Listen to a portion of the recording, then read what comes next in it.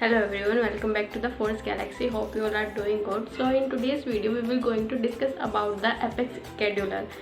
We will discuss everything, when to use the Apex scheduler, what scenario should be there. So let's start with today's video. So now if I have a scenario like that, my task or action should execute after a particular interval of time, then using the standard automation tool we have process builder and the time based workflow rules also, through which we can execute them after some time. So but in case if we have a complex scenarios that cannot be considered or cannot be achieved using the process builders or the standard automation, then in this scenario what we will do, we will go with the Apex programming. And here we have a Apex scheduler through which we can schedule our action on a daily basis, monthly basis or weekly, whatever according to our requirement we want to achieve. So Apex scheduler is a class which contains or includes some syntax which makes it differ from the normal classes, and this Apex scheduler is then used to run at a regular interval of times. Now if I talk about a business requirement, like we have a opportunity object in our Salesforce now, and it contain a field with name stage which has different values. Now on a daily basis the stage of opportunity record changes as per the requirements. Now what I want, or at daily night a opportunity owner should get a notification regarding the changes in its opportunity stage. Now in this case what I will do, I will create a Apex scheduler class, and it will collect all the records of the opportunity whose stages are changed and now send the notification accordingly to the opportunity owner. Now let's move to our screen and see how we can write a Apex scheduler class, what different syntax it contains or what interface are implemented in this class which makes it differ from the normal classes. So we'll discuss everything and cover a scenario in the Okay, here as you can see I have already created a scheduler class with name scheduler class, and it is defined as global, and there is no hard and fast rule to define it as global or make it public. So here I have a good question for you. Let me know what's the difference between global scheduler and a public scheduler. You can tell me in the comment section.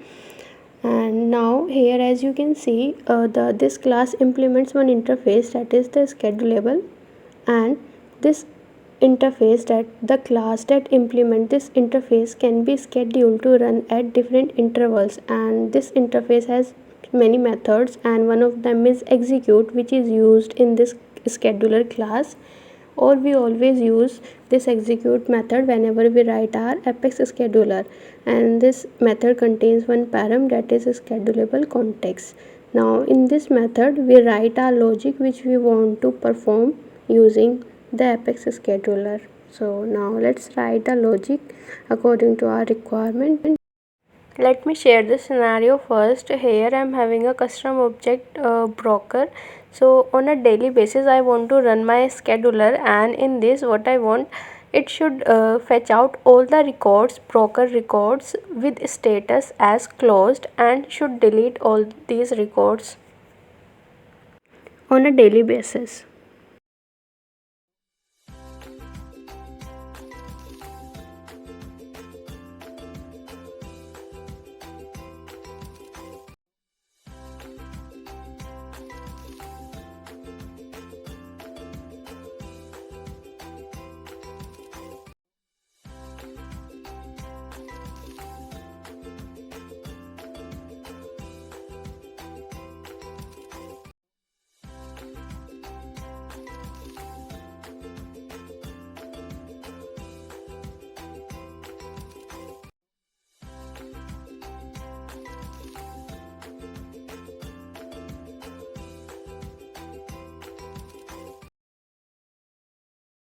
So this is our basic Apex scheduler class. The main thing which makes it differ from the other normal classes is the interface and the method we used in this Apex scheduler.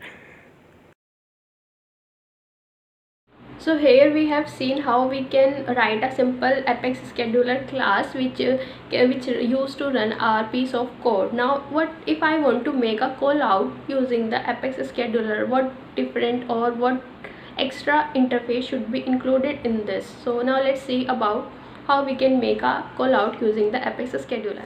Let me show you one thing here. As you can see, as per the Salesforce document, that the direct call out cannot be made using the Apex scheduler. That is, in an execute method, we cannot make a web service call out or any call out here, and no interface is there to implement directly, which make us in making a direct call out in a through scheduler. So here what we do, we will either make a call out using the future method or using the batch Apex. So now let's see how we can make a call out using a future method, and through batch we will discuss in a next video.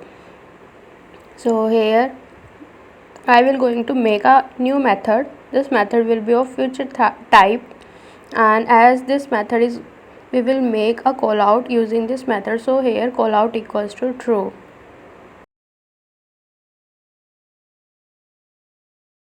Now here is my call out code. So this code is going to use to make call out, and now this method, future method, we will call this method from the Apex scheduler method. So here, as you can see, instead of making a direct call out from the Apex scheduler, we have created another asynchronous method, that is the future method, and in this future method we make our web service call out, and this method is called now in a Apex scheduler method. So now let's execute this and see is my call out work or not. So mainly the use of making call out from Apex scheduler when we are performing custom integration and want to transfer our data from outside Salesforce to Salesforce. So here we have seen how we can write a Apex scheduler, what interface used to implement, which make it differ from the normal classes, and which method it contains, where we write our logic. So now let's discuss some limits or the important points to remember regarding the Apex scheduler. So the number one is regarding the limits. So at a time we can make 100 scheduled Apex jobs, and in a 24-hour also there is a limit. You can check that in a Salesforce document. And now the second one is, we need to take care while scheduling a class from a trigger. It must be guaranteed that the trigger won't add more scheduled jobs than the limit. If a trigger is in calling itself in a recursion, or one trigger is calling many other more trigger, then it should be taken care that it should not exceed the limit of the schedule Apex. Now the third one is regarding the synchronous web service call out, that it is directly not supported from the Apex scheduler, and the solution we have discussed earlier only. And now the fourth one is, Apex scheduler will run in a system context, which means that all the classes are executed whether the user has permission or not. We can monitor and stop the execution of Apex scheduler job using Salesforce user interface from the setup. So these are the some points which we need to remember. Hope you guys enjoy the video and got an idea about the Apex scheduler. For any queries, do let me know in the comment section, or you can connect me with me on the LinkedIn. And in the next video we will discuss about how we can schedule our Apex class, or how we can execute them, so they should run at a regular interval of time. So thank you.